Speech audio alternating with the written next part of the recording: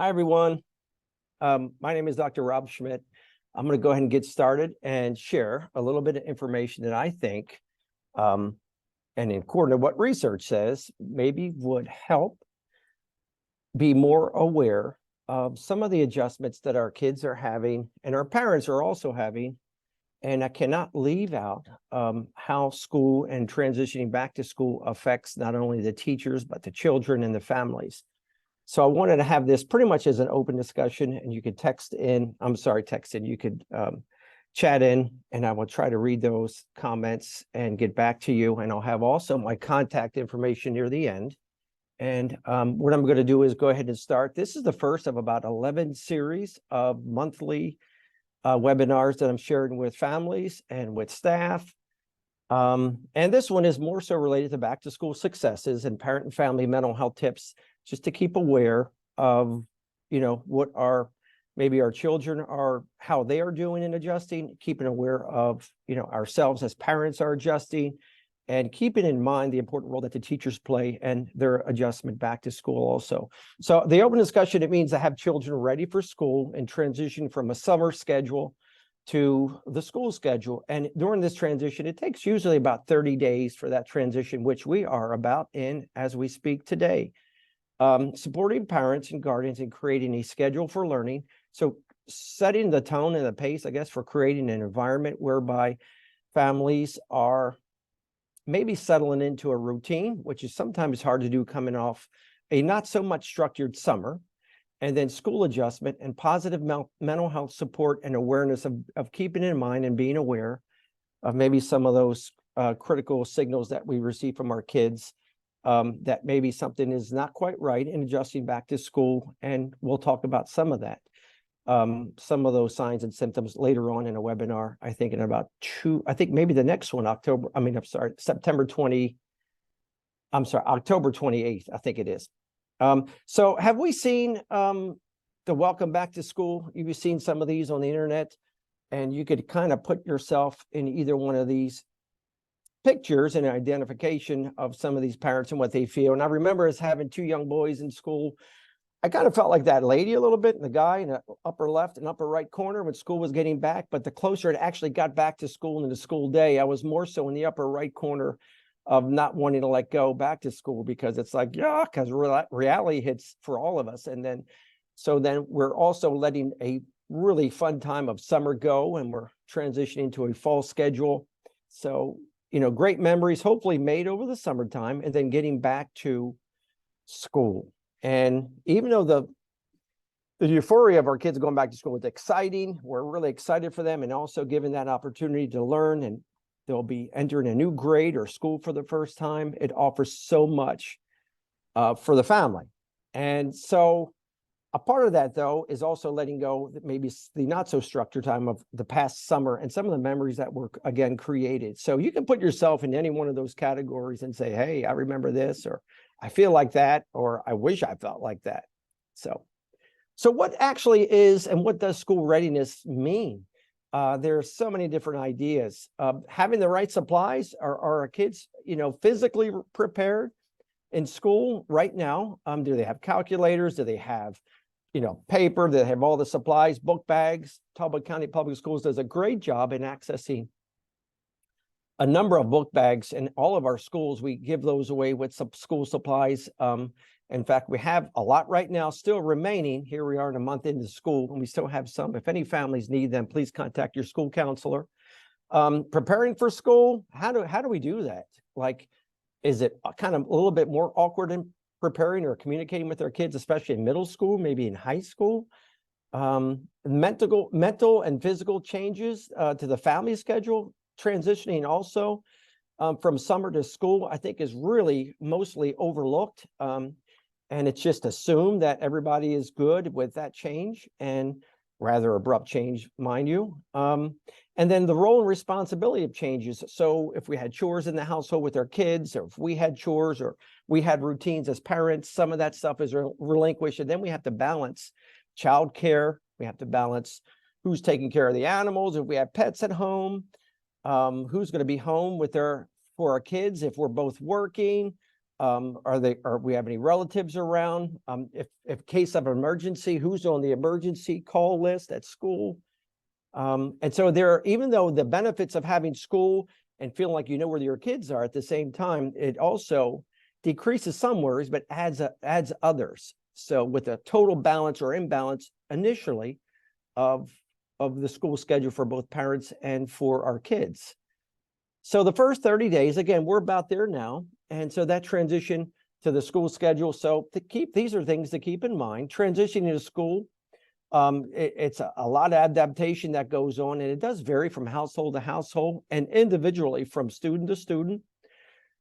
And I have to throw out there also our teachers in that transition, in wherever they are in their years of teaching and preparation. Maybe some have changed and are at a different grade level or a different school. So who I thought I was going to have maybe as a student for a teacher next year or this year, maybe it's a different teacher. So the anticipation of who I might have, even as a school counselor, may have changed. So just a lot of that first couple of days of school, the first 30 days of school, again, the unknowing uncertainty, and we'll talk about the adaptation piece more so specifically coming up in a couple of slides.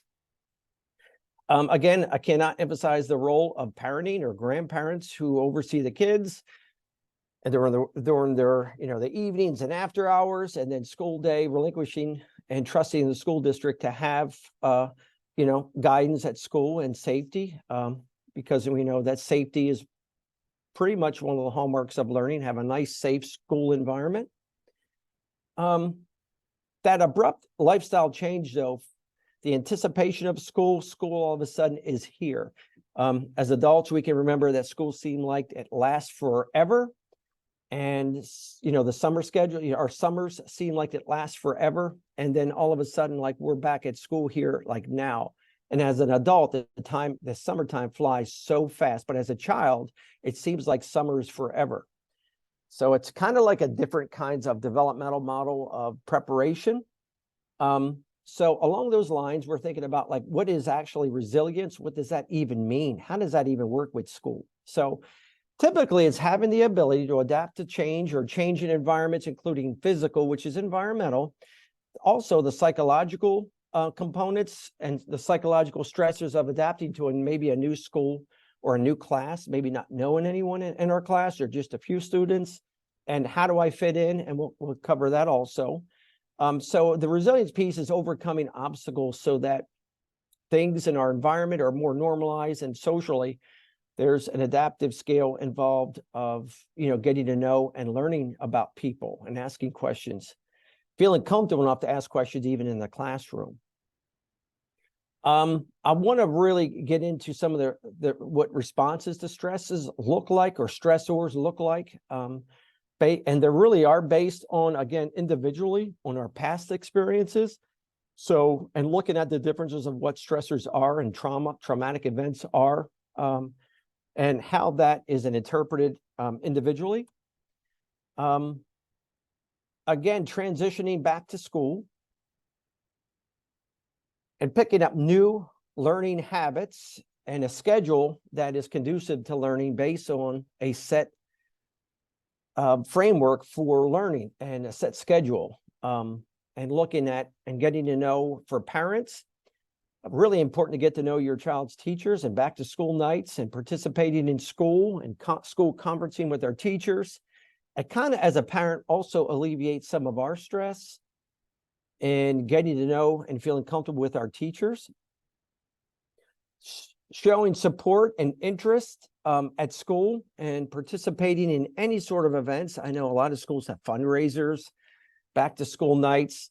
And during those back to school nights, there are a lot of resources typically involved and offered to our parents for support or increased support, and also clubs that are available and sports, which are really important, or any sort of club activities, for example, like getting involved with band, or is there a photography club?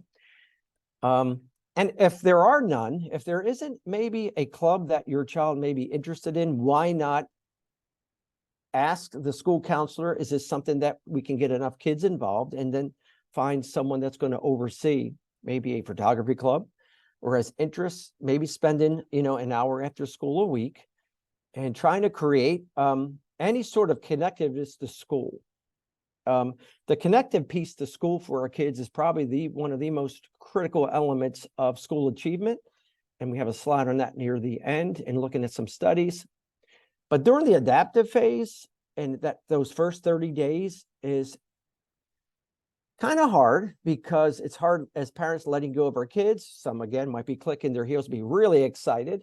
And then also looking at, during that adjustment period of those first month of school, maintaining or monitoring any sort of changes and adaptation symptoms or behavioral changes or psychological changes with our kids, as maybe they're introduced to a lot of kids they're unfamiliar with, and trying to figure out, where do I even fit in this classroom? Where do I fit into this school? And, those kinds of questions need to be asked of parents, probably, to ask how you're doing in school. A lot of times when we think about back to school night, just through observation over the last 33 years working within an educational environment, as a mental health practitioner, is that, when you go to a back to school night in elementary school, you see a lot of parents involved. And then when you go to middle school, you see a lot less parents, attending those back to school nights.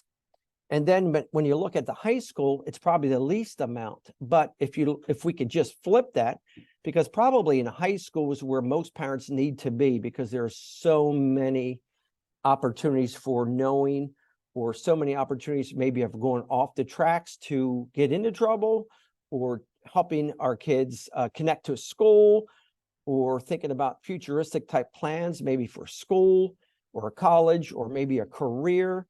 So I wish we had, in looking in any community, especially here in Talbot County, we had more parent participation, probably more so at the high school level, where probably our kids need us most, and in the middle school.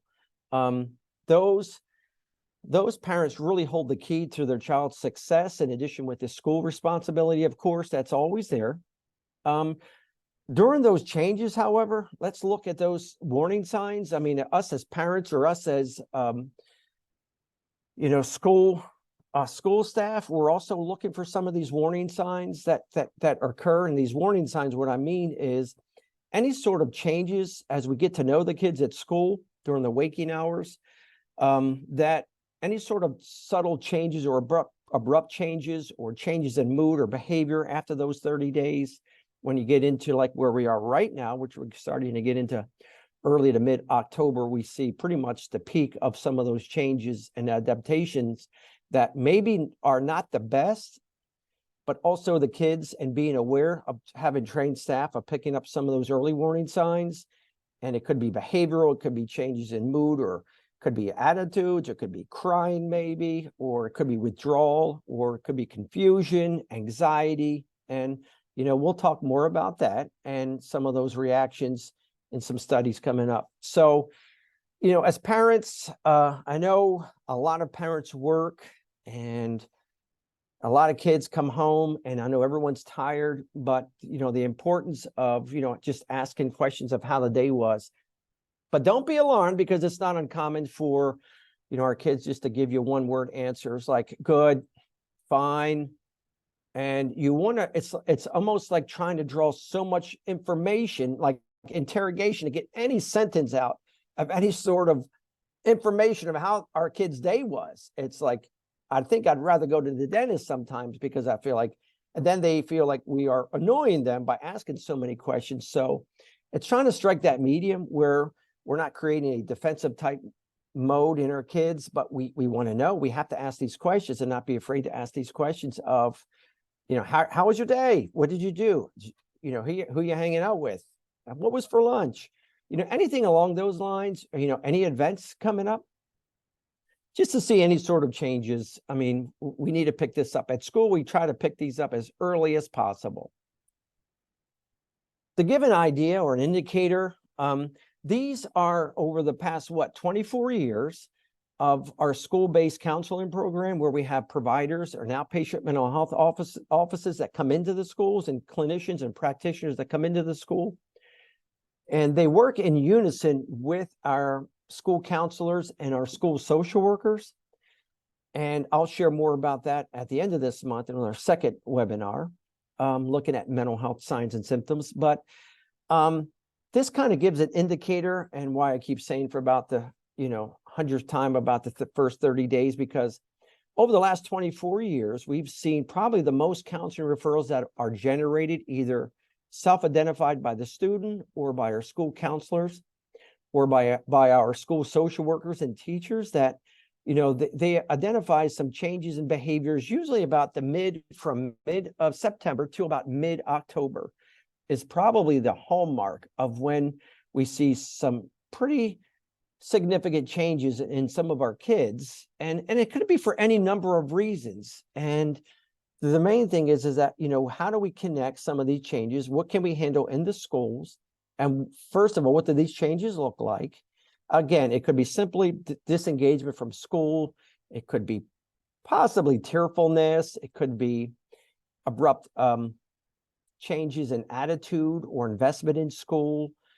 It could be behavioral. We see more behavioral kinds of externalizing behavior in our boys and more withdrawal from girls.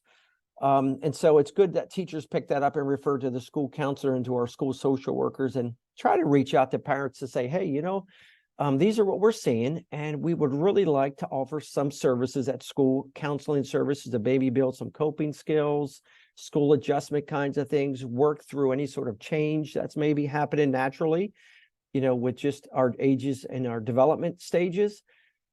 So October is pretty much the month. And so if we can identify and work with some of the kids during the school day, that really helps alleviate later or increase symptoms as the school year goes on. Because again, in looking at the initial phases of adaptation is that you want to try to help and assist with that adaptation back to school as early as possible.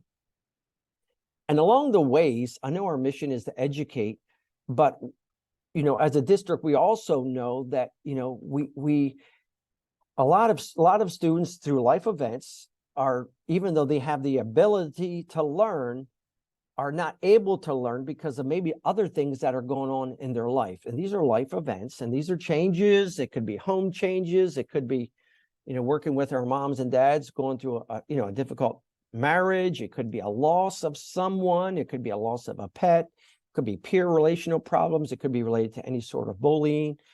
So there are a lot of kinds of roadblocks or obstacles, barriers, whatever we may call them, that may interfere with a child's ability to learn. And I remember working and still sitting on the board with the UCLA school mental health program in California, where I work in child advocacy for school programs and specific to mental health with Drs. Adamman and Taylor.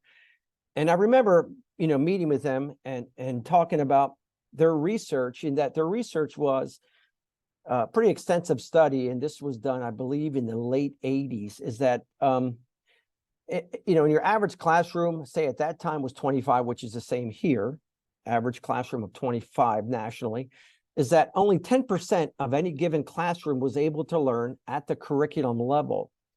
So then, as a researcher myself, I look at trying to figure out, so where's the other 90%? What's going on? And even though academically they are capable, why aren't they showing that in their academic or the behavioral performance during the course of a school day? So these are some of the great things that we're still trying to figure out and offer and mitigate some of these early warning signs, as a previous slide showed, so that we can meet the needs early on of any of those roadblocks that are interfering with the ability to learn during the course of a school day. So as a job, not only are we mandated to educate, but also we've taken on a role to try to remove all the barriers involved so that our kids can be taught, because they are ready and they have the ability. And, part of my job and part of, our job here in student services and part of our contractual school mental health or counseling program and our school social workers is trying to figure this out and help, our families to try to figure out some of these ways around or removing any sort of these kind of roadblocks to learning. Because even as teachers are also faced with life circumstances over the course of a year. Parents, understandably so, a lot of different things going on. It could be loss, it could be jobs, it could be a lot of different things. So, when we have a mandate to educate, we want to try to meet some of those needs early on, but take into consideration the continuum of learning, which is home and school in our neighborhoods. There's a lot of different and a lot of opportunities to kind of interfere with learning. So that's, I could spend half a day just on some different slides on that. But, when we think about school adjustment, what we're looking for, home and in school, we're looking for in our students, is there like an increased feelings of feeling tired, being cranky or irritable, kind of like learning, pushing back on learning or what I'm supposed to be doing right now. I don't want to do it. I'm on a different website than what I should be doing, or I'm looking out the window.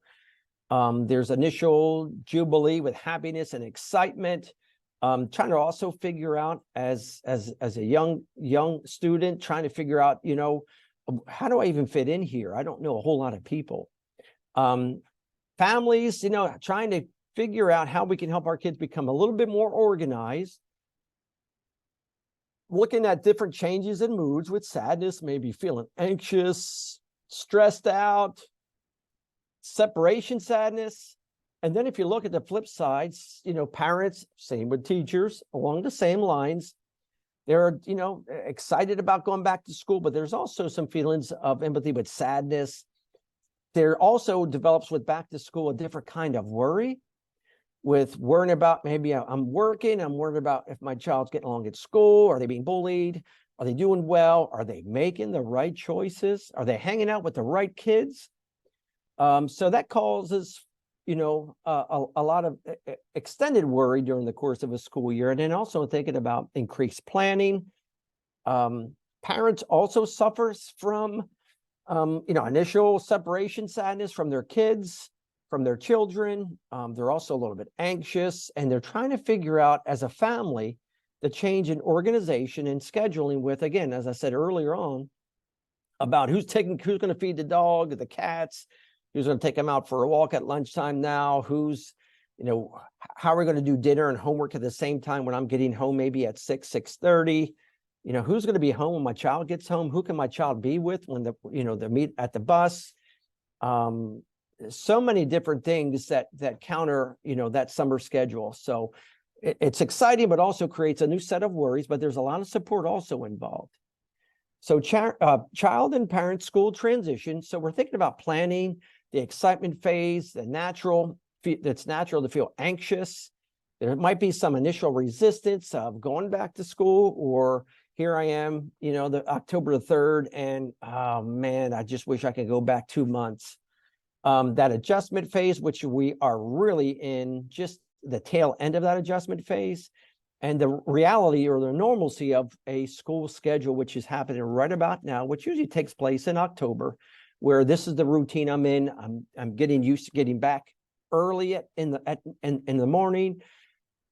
I'm hopefully going to bed early enough and getting the right amount of sleep at night, and also trying to figure out, lunch and making lunches. So there's a lot of things. So I wanted to share with you an important model that was first actually introduced to me through Dr. Joe Vigil, one of the great physiologists in the world, actually, with a lot of his studies that I had a chance to study under for 7 years. And he always talked about Hans Selye's. He's a researcher out of Canada, and wrote some great books. The Stress of Life. If parents are on here, it's a little bit moderate read. It's not so much easy, but you can look online and it'll give you all of the summaries, and it's really good to have that. But he talks about, stress and how stress affects us. And it could be simply as learning or a test. It could be worried about going to school, a new job as parents. So it just talks about how we adapt to stress. So stress usually is during the entire period of being, it's a period of being exposed to a non-specific demand. And that demand, non-specific, could be just about anything. And again, the adaptation piece of it is that what you may feel that is stressful may not be for me because of my maybe past life living experiences and genetic predispositions. So, but for you, it may be stressful and vice versa. If you look at a lot of studies that were done with our firemen and policemen, that the first couple of years on the job is so demanding, and they have actually a high divorce rate because of stress and not knowing and how to deal with the stress. And adaptation is that I remember working with some police officers in Baltimore City that had a really difficult time adjusting to witnessing, crime scenes, and then after a few years on the job, that was not even stressful to them. So when we think about a lot of our kids that take or have a number of tests or standardized tests or a schedule or a new teacher or a substitute, that may be stressful for someone who has a hard time with knowing and needing that structure and not knowing or needing to know in advance of any sort of changes. And here it is, somebody new. So the stress response model, it's general adaptation syndrome, it's called GAS for short. It talks about, the alarm reaction, how we first are exposed or we're experiencing a stressful event. And like I said, it could be anything because it does vary. It's not something that is so black and white where everybody feels the same, because not everyone responds the same. And then the resistance to that stress, how we resist it. And then if we can't overcome and resist that stressor, then we become exhausted, and how that affects us physically. So I wanted to share with you this general adaptation syndrome piece, is that, during the course of a day, we have normal functioning. It's called homeostasis. It's normal. We know what our schedule's pretty much like. And then something happens that catches us off guard, or we get news, or we maybe have, hey, I might have a surprise test or a pop quiz or something like that throws us off. And instantly, as that pop quiz is thrown on my desk, the fight or flight comes in. It's like, oh my God, I'm going to get out of here. I've not been reading. I'm not ready for this. I would just wish I could get out of here. It's the initial response, and then you have an increase in heart rate and everything else. And then it's like, and then you have the resistance stage. And that is the stage that will further break down, is that we have to learn how to mitigate or deal with that initial stressor. And then if we can't mitigate it, then we're going to become exhausted. And the exhausted effects can be thereafter. It could be after that event for maybe a few minutes, a few hours, even a few days, depending on what that was.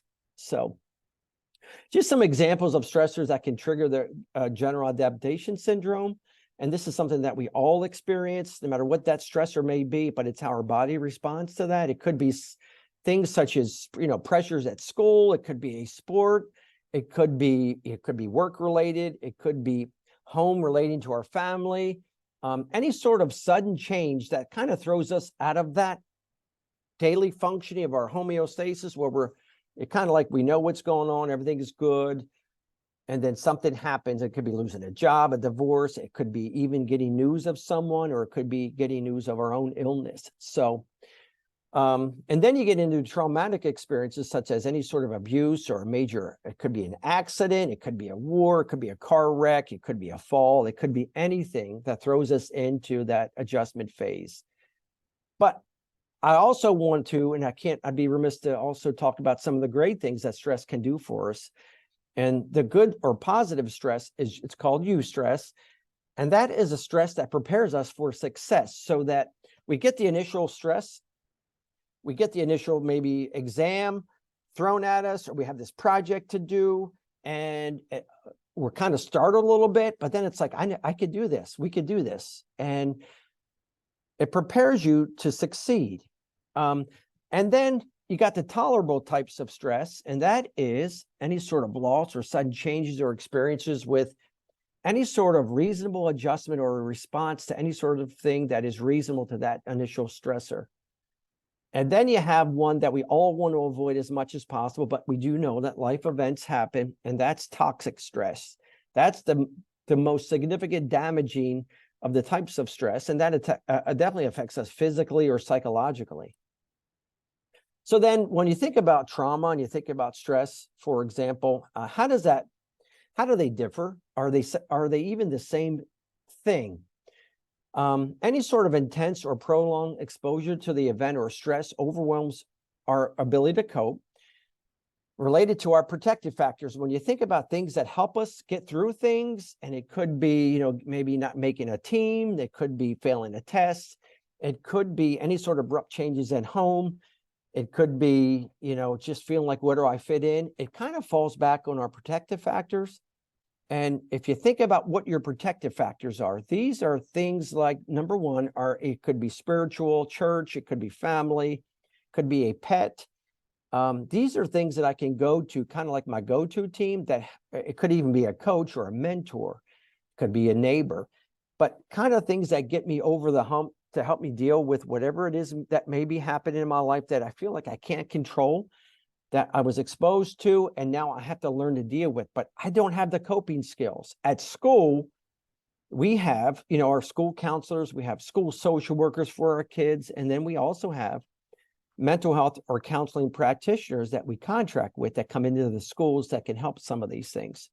And then, of course, we're always just a phone call away if you feel like anything that is going on in the home that we can meet with. And it is confidential. Any of the services are confidential, that we can meet with some of the kids that help them, over that hump or whatever that adjustment phase is, so that we can build in or help them enhance some coping skills that are appropriate and positive. And it's always good to have somebody neutral to talk to. When I think about, some of those things, you think about, what you may cook for dinner tonight. It could be, I don't know, as simple as a hot dog, and it's a hot dog because you cooked it. But if you went next door and had a hot dog, oh my God, it was the best hot dog ever. So then when we think about having somebody neutral to talk to, sometimes school, kids feel more willing to share things.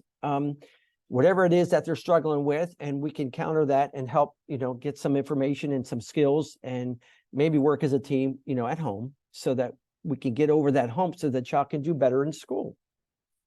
So what is trauma? Trauma is our response to a real or perceived threat or harm or danger. So trauma is something really scary overall, and it could be just seeing an accident take place. We could see an injury. I mean, all of us have been exposed or involved in any sort of trauma personally or as a bystander. And then you have stress, which is our reaction and response to anything. It could be just anything. It could be just if someone just dropped, a glass outside this door right now, it would startle me because, like, what is that? That, we got to figure this out. Is it something that's dangerous? It's something I can work with. It's just stressful in the environment that I'm working in. So they can parallel each other. When we think about stress and trauma, they can parallel each other quite often. And the transition in that paralleling into a traumatic experience, if stress is prolonged or psychologically impactful. So usually stress is there. A traumatic event, of course, is called trauma because it's not scheduled. It just happens. So, and then we have to instantly figure out safety and figure out, is this a safe environment, and then deal with it. If there's a stressful environment, it could be avoiding someone. It could be avoiding somebody at school. It could be avoiding somebody on a team. If we feel like that's the trigger. Both are based on previously, like how we respond are based on previously lived experiences and supports that we have either at school or home. And they are based on our own perceptions of what we feel and interpret as stress. So we got the alarm reaction. I wish this was more interactive and we could talk about this stuff, but I'll share my contact information thereafter if you have any sort of questions that we can go through. So the alarm reaction is our initial exposure to the stressor. It releases hormones of how to respond to that stressor to make sure that everything's going to be okay, and which is our response to that stressor. And it may result initially as a fight or flight, which is an increase in heart rate, blood pressure. I remember being in class, a lot of times I hated to raise my hand, and I would just be there daydreaming about maybe something going on in the neighborhood, and I was called on, and all of a sudden my heart rate would go from maybe 70 to 105, 110, and begin sweating while the teacher's waiting for me to give an answer I really wasn't paying attention to. The same thing with pop quizzes. Something happens in school, something's due. Somebody says something the wrong way to someone else, and how we interpret that, it really does affect us. So it's kind of like the initial, like before taking an exam, the butterflies we get, or nervousness, or any sort of sweating. It's the example of our firehouse receiving a phone call or a call and then sending fire engines to that resource, which is our hormones are being sent to that source to try to figure out how we can prepare for whatever it is that may be happening. We're trying to decipher quickly. These responses decrease or are reversed during the next stage, but they may reappear in stage 3, the exhaustion phase. So the resistant phase happens typically in this succession after the alarm reaction. And what that is, it's after the initial exposure to the stressor, we try to fix whatever it is. We try to return to this point of normalcy before whatever that stressor may have been that startled us. And in trying to meet these demands to minimize the stressor and get a sense of overcoming this, we are, again, physiologically, our body prepares for whatever it is to try to mitigate that problem and try to get back to a pre-stress level. So again, after mitigating the initial stressor of the exam, you may have a hard time refocusing, increased fatigue, getting back on track. And this could be, anywhere from a few minutes or after a couple hours. So it's kind of like the fire engines are trying to return back to the station if we know it's an all clear. But caution should be given, because then if we are unable to meet the challenge to reduce the stress, like if our bodies are not able to deal with whatever that stress is at school, or as a parent, whatever it is maybe in our home or a marriage or our job, we got to figure out how to do this, because if not, our brain will work overtime to try to figure this out, which leads to kind of like an exhaustion phase. The health impact of the phase 2 is, initial externalizing symptoms that, schools can pick up and parents can pick up on, irritability, fear, anger, maybe crying, changes in appetite, interest, worry, stomach problems. And parents, I just want to make sure that you are aware that, when we look at our wellness centers, and I wish every student was a member of our wellness center just because of what services they offer, is that, our wellness centers, most of the visits that they get, just about over 60% are related to what's called somatic complaints. And these are stomach aches and headaches, and most are related to some sort of stressor that's going on. Because that's how much stress impacts us physiologically. They usually result in some sort of settling into our weakest organs. And so we get chest pains, and we get headaches, and we have maybe some panic attacks. At home, it can affect sleep disturbances. And sometimes about this time of year, with kids back to school, with increased stress of school and demands, we see a lot of illness in our students and also within our staff, where that adjustment back to school, it does affect our immune system. And not only are we exposed to more germs because everybody's together again, but also it's because our immune system is lower because of the impact mainly of stress. And washing hands is always good. So if we are unable to get through phase 2 or stage 2, we get into the exhaustion stage. And when we get into that phase, it's like we just can't figure this out. There's no relief in dealing with the initial stressor. So the chronic stress exposure continues on, and our body is literally become depleted and trying to figure out how we can put this out. How can we address this? So our body physiologically gets drained, emotionally we get drained, psychologically we almost exhaust and burn out, because we're trying to figure out how can we cope with these new stressors that are going on. And I'm really tired of feeling this way. This next slide, it kind of gives an example. We have the alarm phase up top with the flames and the fire alarm, and it kind of like walks us through this first adaptation to school or a job, and it kind of walks us through that. And you could see that, and I'll let you look at that and figure this out also. Resistant phase, we try to cope with the stressor. We try to adapt. We try to meet the demands. We feel strained. Our body, maybe we can't keep this up forever and trying to adapt. Again, resistant phase we see most often results in some sort of physical illness or fever or sickness. The flu makes us more susceptible to, because our resistance and immunity is down, of getting sick. So we see school attendance down, usually in October and early November, related to this increased stress. And then the exhaustion phase is just the depletion of, maybe I'm giving up in school already. I can't pass this class. So, that's why it's important to talk with our kids to try to figure out, what else can be added. Maybe is there some sort of going after or going before school and meeting with the teacher, or asking for a teacher meeting to try to figure out what is impacting my child's learning and why aren't they getting this information and what more can we do? That's all. So stress and trauma resulting in psychological effects, panic disorder, most notably related to any sort of counseling or mental health. Usually stress and trauma result in a developing panic disorder, PTSD, or it's related to more so trauma, developing some sort of phobia, any sort of anxiety, or any sort of obsessive compulsive disorder we see. And then the resources to help remedy some of those things early on, once noticed, either by parents or school, is looking at, hey, physical activity has been proven to do awesome in helping our kids either running or participating in some sort of sport or club activity, whether it's through school or in the community. Any sort of progressive muscle relaxation techniques that have done maybe in the community or through the Y.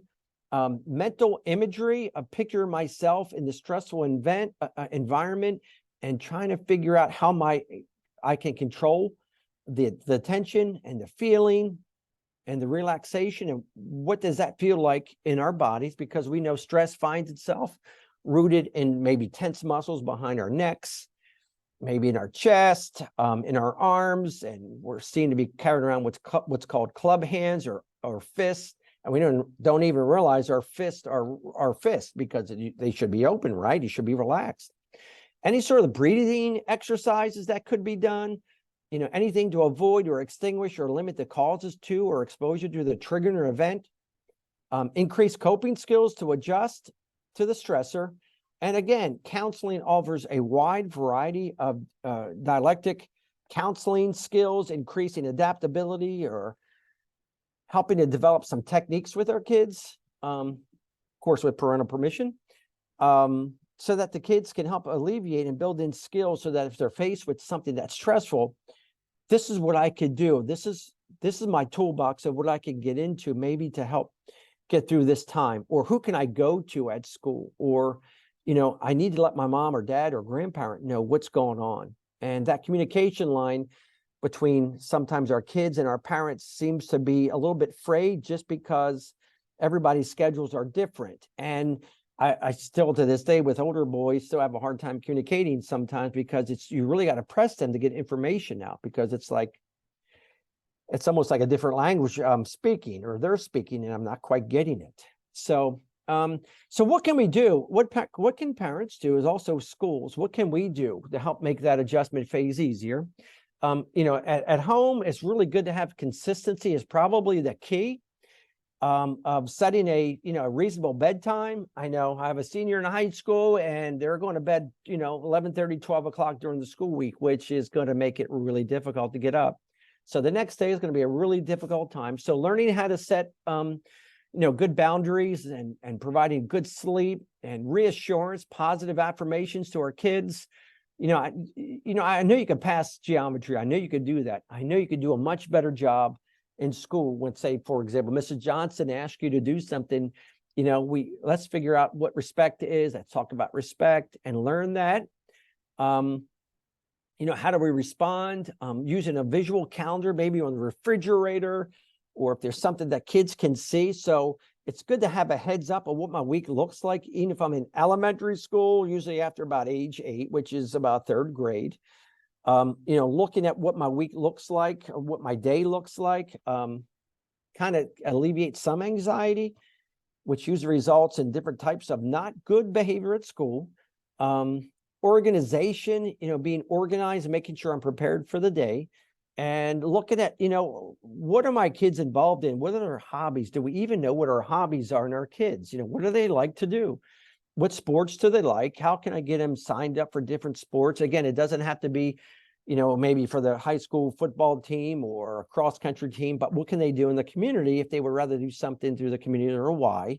The Y offers a lot here in Easton. Identifying coping skills. If I'm faced with a difficult problem, talking to my child at school, if you're having a hard time, honey, who can you go talk to? Who can we, and let's meet with, say, Miss Heather at Easton Elementary School, our school counselor, Miss Pluchek.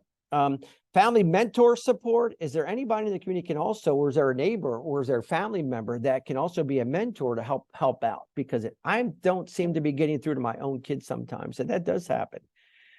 Cooking together. I mean, come on, who does that, right? But, you know, any sort of project working together, you'll see different sides and different sorts of experimentation with cooking and ideas. And, you know, it's kind of like art therapy where you're working on something and the editor upstairs in our brains don't seem to be working. So it's almost like a free flow of, if I could say that, a free flow of, you know, thoughts just come out because it's, you know, my mind is working on this and I'm just talking and sharing the day. And that's, you know, cooking dinner together at least one time a week is awesome. Projects are working as a team, you know, getting into the leaves are about to fall, working and maybe, you know, raking up the yard together, talking, maybe watching a football game together or going outside and playing catch together, something to get involved outside of the norm. And it's good for our kids to see us out of our own comfort zones and trying new things also. So I just want to share a quick study. I know we're running out of time already. It's a lot of information coming at you. And I apologize. I feel like I'm force feeding you and I'm talking to myself here, but I just want to share with you some data that how important it is. You know, in some studies, these are just a couple of many that are out there. So children had lower school anxiety and increased with increased parental involvement with their child's homework, helping our kids with their homework. Look, even if we don't know some of the math and that kind of stuff, but just being there, and we have Google right now. Can you imagine that? So we can find out so many different types of things to help figure out whatever that problem may be, math problem. So the more interpersonally involved parents were correlated to increased levels of school enjoyment and lowered anxiety. So fathers and mothers made independent, unique contributions to their children's academic lives. Children's grades and adaptation to school were much better. Parental school involvement and child outcomes revealed more significant associations for pretty good finding here for mother and son and father and daughter relations than for the gender congruent mother-daughter and father-son associations. So again, if I have a daughter and I'm a dad, it seems to do much better if I'm working with the daughter and mom working with the son. If you have, you know, more than a few kids that are of different genders. Mothers in the sample were more engaged in their children's school-related activities than were the fathers. What we found that mothers were more engaged in these studies. Lower rates of high school dropout and on-time school completion. So again, what is parent involvement? Parenting in home, structured schedule, setting limits, monitoring electronics. Again, monitoring electronics. So the electronics typically are not babysitters, and a lot of times we see a lot of families, a lot of parents in the community, you know, have the kids on the computer because out of sight, out of mind, they're kind of like preoccupying themselves, but they're probably thinking about time limits on that because there are, we know the studies that are involved with the addiction of that and what that does to the brain with overexposure to electronics and games, you know, having rules and also thinking about chores kids do at all ages.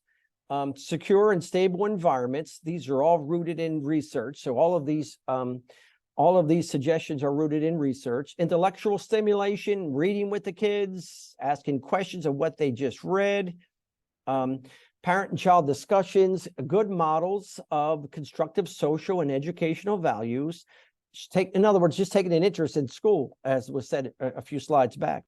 Having higher aspirations and expectations and goals for the kids really goes a long way, and our teachers do that also.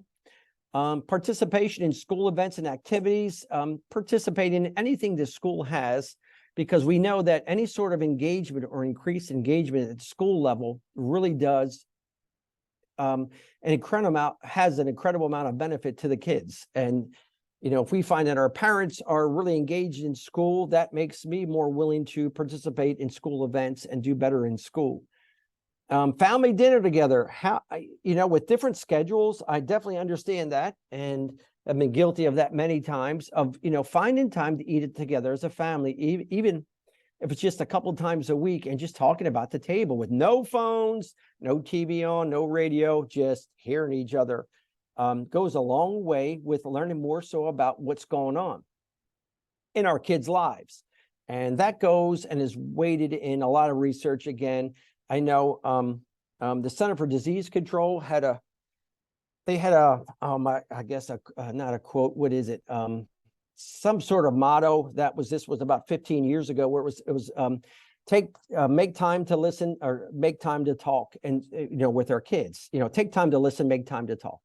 And that's what that was rooted in. And it was just spending 15 minutes a day with our kids and just talking with them without any sort of electronics. Really incredible. So I just wanted to share some local resources in any sort of counseling, just to get over any sort of initial presenting kind of symptoms so that they can be met early on.